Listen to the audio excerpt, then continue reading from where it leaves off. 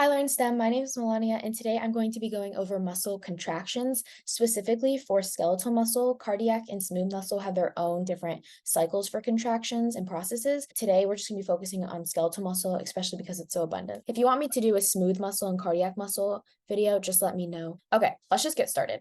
So, skeletal muscle, it's kind of like Russian dolls. If you can see on this left side, there's different aspects of each layer that you don't really need to know for the purpose of this video, but it's just fun to know in general. The outermost layer is dense regular connective tissue called the epimysium, and this surrounds a whole bunch of these little fascicles, which are these little guys right here. And these fascicles are surrounded by fibrous connective tissue called perimysium. So the fascicle itself has the actual cells of the muscle, so it just keeps getting smaller and smaller. And a muscle cell, this is important to note, is also called a muscle fiber.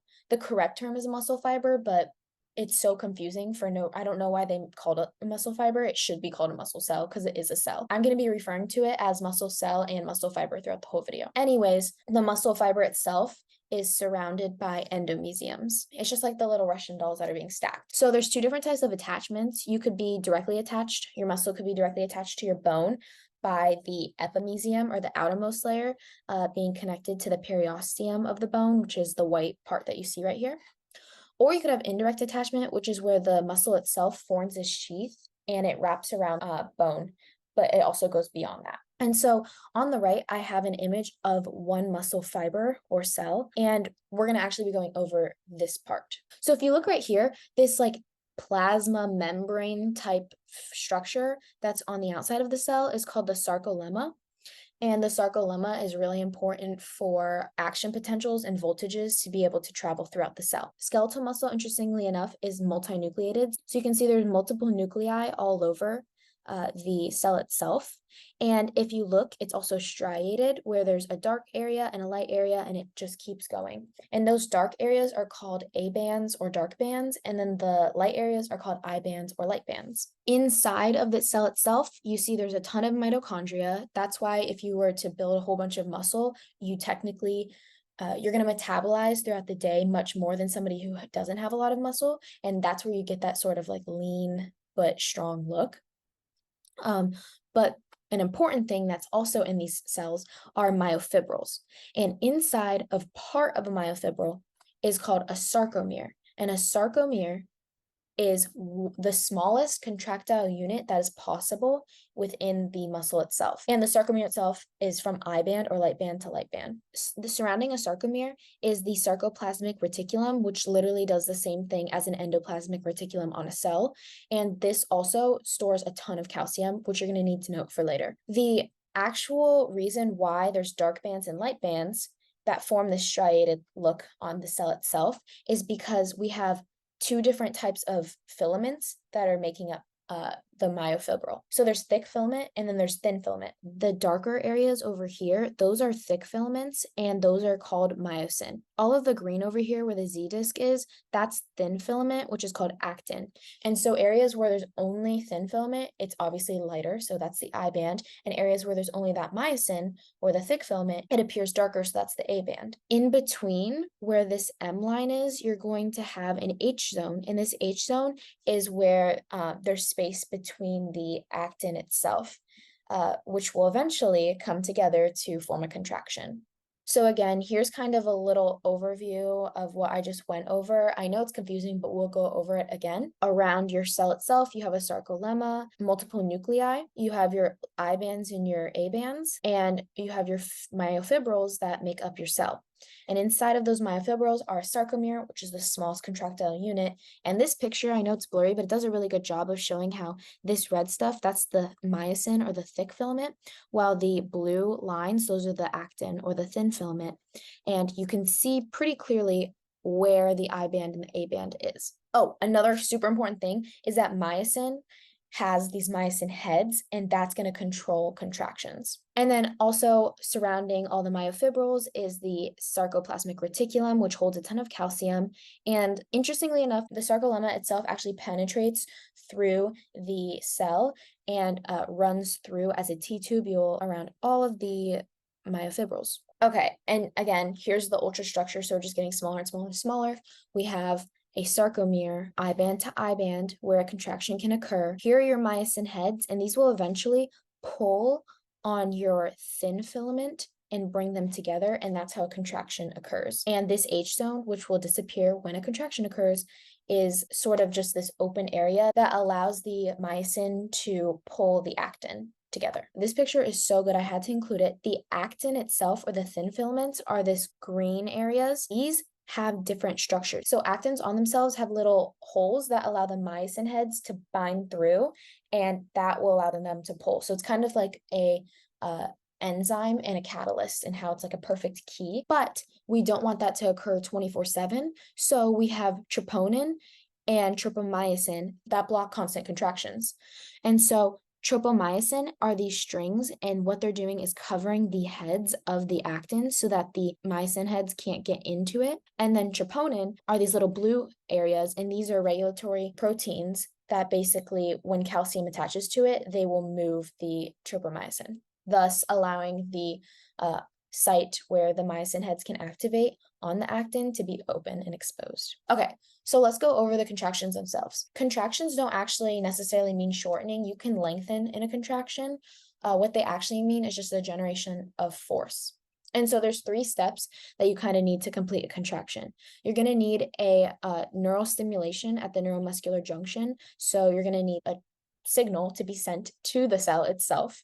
You're going to need excitation contraction coupling, and then you're also going to have the contraction itself, which is the cross bridge cycle. Okay, so the first step is events at the neuromuscular junction. I pointed an arrow, that is this part right here. Here is the neuromuscular junction. This diagram did a really good job at kind of numbering the whole process. So what you're looking at right here is a neuron, and this is the axon, or the end of a motor neuron. And this is connecting to the base, or the motor end plate of a muscle fiber, which is dipped in. And this whole area, it actually is like touching something. This is called the synaptic cleft. It's kind of a whole bunch of gel fluid, because you don't want like contact on contact, because that'll just wear everything down. So there is like actually gel here. It just looks like it's out in the open. Okay, so basically a signal or a stimuli occurs, right? And a signal is sent down the neuron, and it reaches the end, and that's where we are right here. So that's the first step. Okay, a signal is sent, and it's sent down the neuron all the way to the end. The signal itself causes these voltage gated calcium channels. Again, they're voltage gated. So the signal, which is electricity, targets these voltage gated calcium channels and allows them to open up. There's normally a ton of calcium outside of the cell, but these channels allow the passing of a ton of calcium into the transmitter. Inside of the neuron itself, at the end, there's a whole bunch of these like little circles, and those are called synaptic vesicles. The synaptic vesicles contain acetylcholine. Acetylcholine is very important in the propagation of the signal to other areas. And so what happens is, when there's an influx of calcium, the synaptic vesicles are broken down, and they actually, by exocytosis, they spit out all of the acetylcholine inside of them. They go through the synaptic cleft, and then they reach these neurotransmitter gated channels. They regulate sodium and potassium.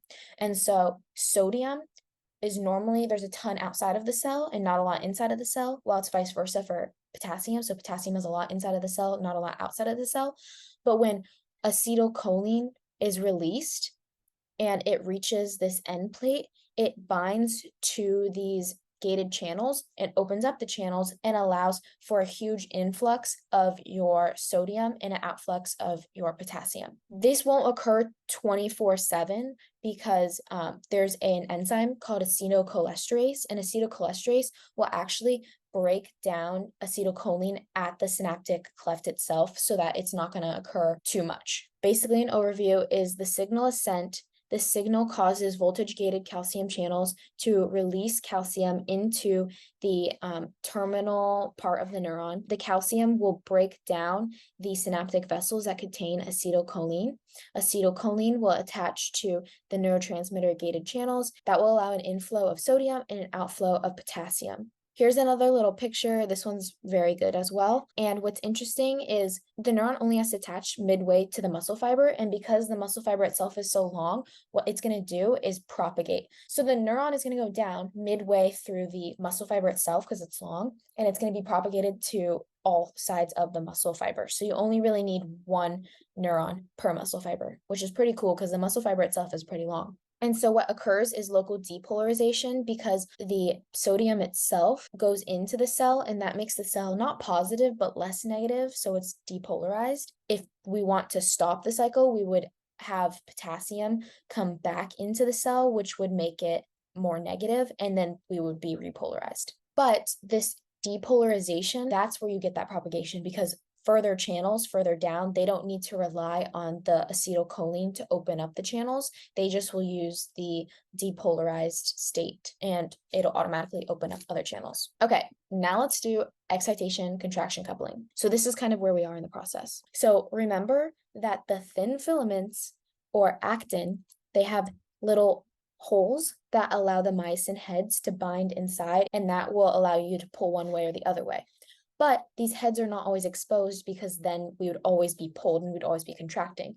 And so tropomyosin is a long type of regulatory protein that covers the openings of actin, and troponin are the regulatory proteins that are on tropomyosin that will actually shift tropomyosin onto the head or onto the hole so that it's covered, or away so that it's exposed for the myosin heads. And so in excitation contraction coupling, what occurs is the cell SR has a huge amount of calcium stored inside of it, and they reach the T tubule or the sarcolemma that punctured into the cell, and this stimulates the sarcoplasmic reticulum or the cell's SR to release its buildup of calcium further into the cell. And this calcium is what will attach to the troponin complex, and the troponin complex will move the tropomyosin, which is currently covering the active sites of the actin, and it'll move them so now they're exposed. And then that is what allows the head to actually be able to be pulled. So that was actually excitation contraction coupling. It's pretty simple. The last one is the cross-bridge cycle, and the cross-bridge cycle is the actual contraction itself. So the actin sites are exposed because calcium binded to troponin and tropomyosin was shifted, but now we have to get the myosin heads to enter and to shift the actin. And so what happens is ADP, adenosine diphosphate, and a phosphate, which is ATP, adenosine triphosphate, but with the phosphates broken off. It basically makes the myosin cross bridge, or the head itself, attach to one of the sites. The head is then going to slide towards the H zone, which is this way, towards the middle. And then ADP and phosphate are going to be released, and ATP, or more energy, is going to be added to the head itself so that the head can detach from the site. And then it's going to reattach when the ATP is broken down and being used. And then the cycle will continue. It'll attach, it'll move the filament, it'll detach, it'll get ready, and then it'll attach, and then it'll just keep going. And what happens is the thick filament is pulling the thin filament in towards this H zone, or the space available. And when you have a contracted state, your H zone actually disappears. And so it's kind of the tightening of the muscle itself. So that's basically the entire process. We literally just went through the how a contraction works, because it's just a contracted state. And all those steps before were literally just to get the muscle itself to pull together. So thank you guys so much for watching. Make sure to follow at LearnStem on YouTube, Spotify, Apple Podcasts, Instagram, all of our sites. But if you have any questions, just let me know in the comments. And yeah, see you guys.